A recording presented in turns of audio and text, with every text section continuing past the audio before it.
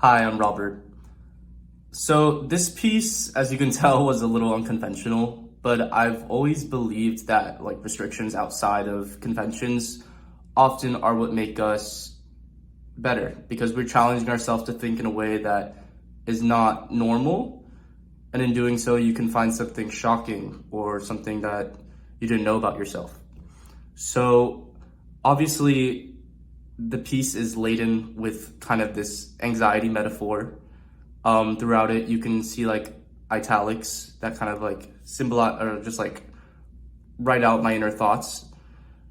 And so going into the piece, the first thing that I knew was I wanted to make it very personal. And what that means is not just the subject matter, which on its own is personal, but also in the way that you get inside my brain and really see how I'm thinking. Because one thing I try to set out to do in all my writing is insert my personality. And so I think the best way to do that is to show how I'm thinking.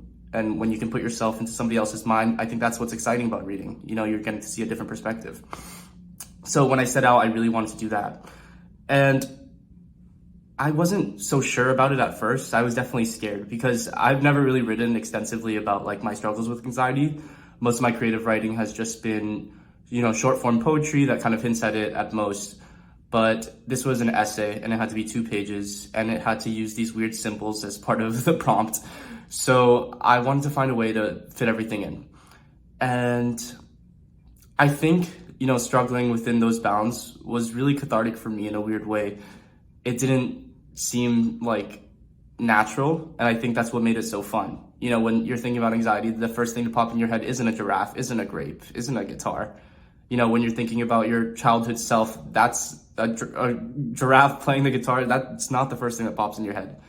And I think having the reader make that connection, forcing them to kind of think about it, that's what makes the piece so powerful because, or at least when I was reading it, that's what made it powerful to me. I was kind of grasping at straws in a way, but not in the sense that my writing was unsupported by real events, more so that the connection wasn't so tangible and it kind of existed in this abstract space.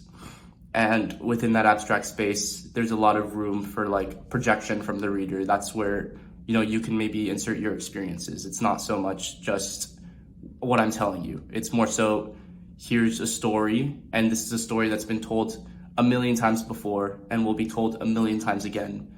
But this is the story of the human spirit, of what it means to be scared and hesitant in the face of something unknown.